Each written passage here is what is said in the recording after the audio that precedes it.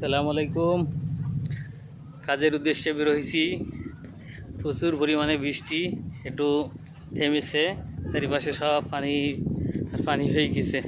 কাজ করতে সুবিধা, যে সমস্ত রাস্তাঘাটে আসছি সব কাদা। তারপরেও আসতে হবে আর কি, কী করা।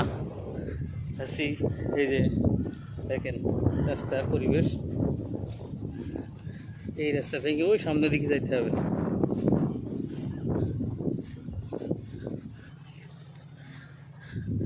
এই যে তাই চলে আইছি। সে সব গাছপালা, একেবারে গ্রাম্য পরিবেশ। গ্রামের ভিতরে একজন লালু এখানে সে রয়েছে।